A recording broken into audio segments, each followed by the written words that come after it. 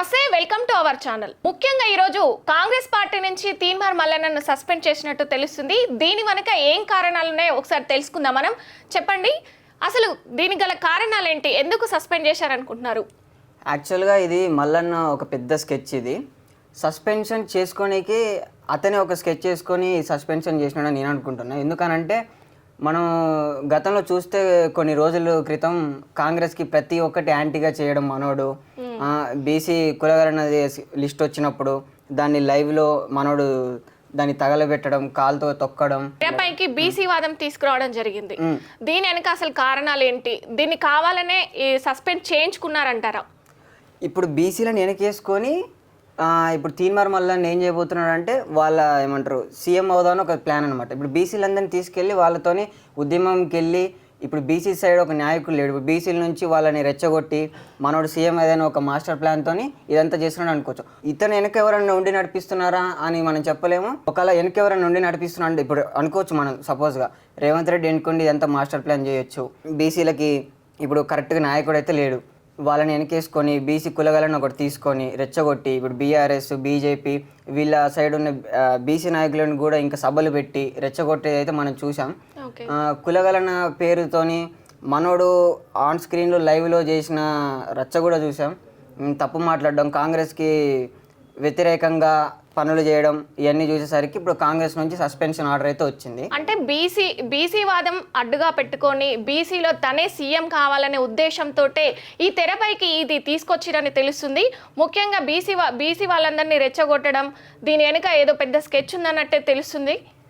దీని గురించి ఇంకేమైనా చెప్తారా? ముఖ్యంగా చెప్తున్నా మీనాక్షి చౌదరి గారు, కాంగ్రెస్ పార్టీ నూతన ఇన్ఛార్జిగా వచ్చిన మీనాక్షి చౌదరి చాలా క్రమశిక్షణ గల మనిషి అని ముందే తెలుసు మనకి. సో తను వచ్చిన వెంటనే ఈ డిసిషన్ తీసుకోవడం వెనుక కూడా పెద్ద కారణాలు ఉన్నాయనే తెలుస్తున్నాయి. నార్మల్గా మనం చూసుకున్నట్టయితే మల్లన్న ఎప్పుడు కొంచెం నోటిదూల మనిషి. అంటే నార్మల్గా ఎట్లా చెప్పాలంటే ఏదో ఒకటి అనడం, దాని తర్వాత ఇప్పుడు పార్టీలు మనోడు గతంలో చూసుకున్నట్టయితే ఒక పార్టీలో అయితే లేడు, పార్టీలు మారుకుంటూ వచ్చినాడు. మనకు అనుకూలంగా అతనికి ఎటు సైడ్ ఉంటే అటు సైడ్ వెళ్తాడు. ఇప్పుడు బయట పబ్లిక్లో కూడా మనోడి మీద అంత యాంటీనే ఉంటుంది. ఇప్పుడు బీసీల సైడ్ నుంచి మనోడు దాన్ని మాట్లాడి వాళ్ళని రెచ్చగొట్టి ఇప్పుడు సీఎం అయిదాము అన్న ఒక ప్లాన్ తోటి ఇదంతా చేస్తున్నారు. ఈ సస్పెన్షన్ కూడా కావాలని ఒక స్క్రిప్ట్. ఇది ఎమ్మెల్సీ రాజీనామా చేస్తారా చేయరా అనేది మాత్రం మనకు తెలియదు. ఒకవేళ రాజీనామా చేస్తే మనోడు మాత్రం బీసీలను తీసుకొని ఉద్యమానికి వెళ్ళే ఛాన్సులు అయితే ఉండొచ్చు. పార్టీకి రాజీనామా చేస్తే మాత్రం. చేయకపోతే అలానే ఎమ్మెల్సీ కంటిన్యూ చేస్తాడో చేయదనేది మాత్రం తనకే తెలియాలి, చూడాలి. ఇప్పుడు బీసీ వాదం పక్కన పెట్టేసి ఇప్పుడు బీసీ వాదం దాన్ని ముందు ఉంచి తను ఇప్పుడు తన పార్టీకి రాజీనామా చేశాడా లేదా, ఒకవేళ రాజీనామా చేసి ఈ బీసీ కులగణన అని చెప్పేసి దీంతో ఒక సీఎం అయ్యే స్కెచ్ ఏమైనా ఉందా? దాని గురించి చూడాలి. మరి ఏం జరుగుతుందో చెప్పలేము. ఎందుకంటే ఇప్పుడు మొన్న గతంలో మనోడు బీసీ సభలు పెట్టడం, బీసీలను రెచ్చగొట్టడం, ఏమంటారు నోటికొచ్చిన మాటలు మాట్లాడడం, కులాన్ని రెచ్చగొడుతూ దాన్ని ఇంకా హైప్ తీసుకొని ఈ బీసీలందరినీ ఒక దగ్గర చేర్చి ఇవన్నీ చేస్తున్నాడు. కాబట్టి మనోడు నాకు తెలిసి ఎమ్మెల్సీకి కూడా రాజీనామా చేసే అవకాశాలు ఉన్నట్టు నాకు అనిపిస్తుంది. దానికి రాజీనామా చేస్తే మాత్రం మనోడు ఏదో కొత్త స్కెచ్ తోటే ముందుకైతే వస్తాడు.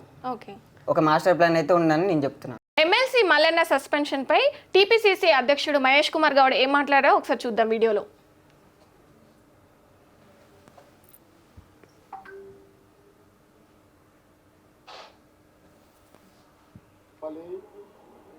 పార్టీ లైన్లో ప్రతి ఒక్కరు ఉండాల్సిందే, అది అందరికీ వర్తిస్తుంది. ఇంతకన్నా ఘోరంగా కమెంట్ చేసుకున్న వాళ్ళు కూడా పార్టీలో ఉన్నారు, కానీ తన మీద వై అని ఆయన క్వశ్చన్ చేస్తున్నారు. ప్రభుత్వము రాహుల్ గాంధీ గారి ఆశయం తెలంగాణ ప్రభుత్వం ఇంప్లిమెంట్ చేస్తే నేను ఆ భాష వాడిన ఆయన వాడిన భాష ఆ కాయిదాన్ని సింపేసి తీరు పట్ల ఏసీ చాలా తీవ్రంగా పరిగణిస్తుంది. కులము మతము పార్టీ క్రమశిక్షణ ముందు కులము మతము పనిచేయదు, పెద్ద చిన్న తారతమ్యం ఉండదు. పార్టీ లైన్ దాటినప్పుడు ఎంతటి వారిపైన క్రమశిక్షణ ఉంటాయి. మల్లన్న విషయంలో మొదటి నుంచి కూడా చాలా విషయాల్లో ఆయనకి మందలిస్తూ వచ్చినాము, ఈ పద్ధతి మంచిది కాదని చెప్తూ వచ్చినాము. అయినప్పటికీ కూడా ఆయన కాయిదాన్ని తగిలియడం అనేది చాలా తీవ్రంగా పరిగణించాల్సి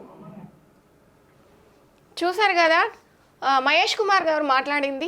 నూతనంగా ఎంపికైన కాంగ్రెస్ ఇన్ఛార్జు మీనాక్షి నటరాజన్ గారు వచ్చాకే ఈ పరిణామం చోటు చేసుకుంది. చూడాలి ఇంకా ముందు ముందు ఏం జరుగుతుందో మరి.